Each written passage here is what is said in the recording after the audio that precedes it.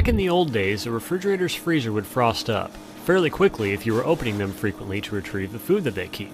Moisture within the air confined in the freezer compartment quickly collects on cold surfaces and freezes, forming frost. The more moist air allowed to enter the freezer compartment, the more frost would accumulate.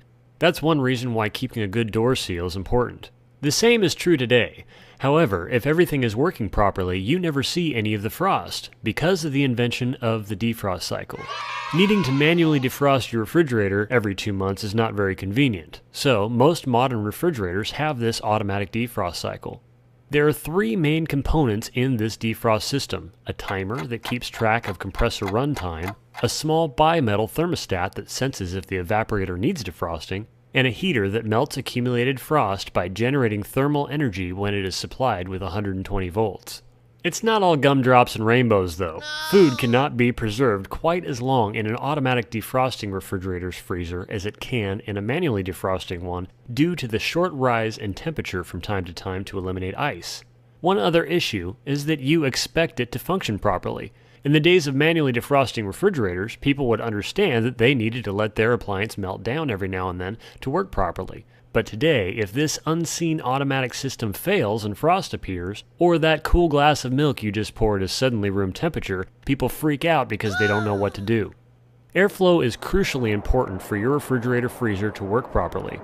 All cold air is generated in the freezer compartment, and then it is circulated and forced into the refrigerator compartment by a freezer fan called the evaporator fan. Cold air from the freezer is forced into the refrigerator, and the slightly warmer air in the refrigerator is forced back into the freezer area to have the heat that it contains removed. If either of these air passages becomes blocked with frost, or the automatic temperature controlling duct door, called a diffuser, sticks closed, the refrigerator will not receive any cold air from the freezer. And even if the evaporator fan is blowing cold air directly into the refrigerator, if the air return is frozen closed, it's like blowing through a straw with your finger on the other side. The defrost timer is supplied power by the refrigerator's main thermostat whenever the compressor is running. In this way, it calculates how frequently a defrost cycle may need to be performed. Most timers are set to initiate a defrost cycle after the compressor has run a collective 8 to 10 hours. Because the compressor is cycled on and off as needed by the refrigerator's control thermostat, this could take 10 hours if the compressor is running continually, or a few days if the doors stay closed. Most timers are mechanical. However, some models use a circuit board to perform the same task. A defrost cycle starts when the defrost timer sends electricity to a small thermostat attached to a cooling coil called the evaporator. For more information about how a refrigerator works, visit applianceassistant.com. This thermostat is called a bimetal thermostat because it has 2 small contact strips that flex with temperature change to open or close a circuit. In this case, the bimetal thermostat closes, allowing electricity to flow through when it is cold. In this way, the refrigerator will not energize the defrost heater if there is no ice to melt. This thermostat is basically an automatic switch that is on when it is cold. If the thermostat is cold enough to be closed, electricity passes through it, allowing the heater to be energized.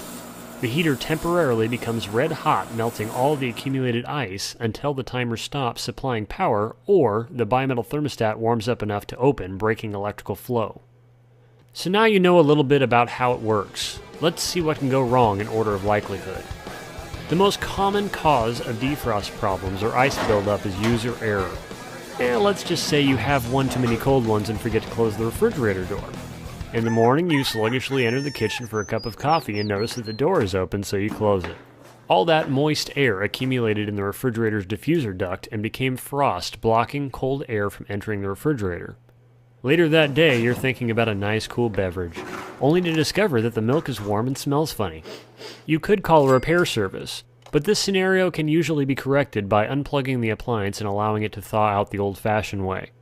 The most common mechanical failure is the bimetal thermostat failing to close and allowing power to flow through to energize the heater. The thermostat can be checked for continuity when it is cold. If everything is frozen and the thermostat has infinite resistance, it needs to be replaced. Sometimes the defrost timer will fail to send electricity when it should. Mechanical timers can be manually advanced with a flathead screwdriver in the clockwise direction slowly until a click is heard.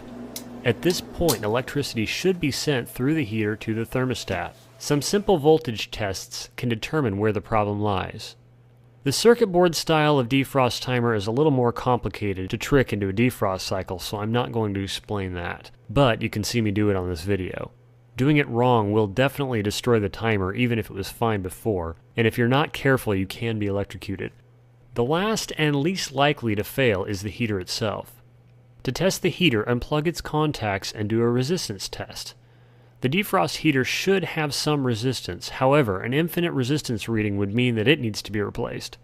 The entire defrost circuit can be tested when the freezer is cold by checking for continuity from before the thermostat through the defrost heater. If the thermostat is closed, you should have a low resistance reading, and you can assume that the defrost timer is not sending electricity. I hope this video was helpful and saves you a bunch of money. For more information on using test equipment and appliance repair troubleshooting, visit applianceassistant.com. Thanks for watching.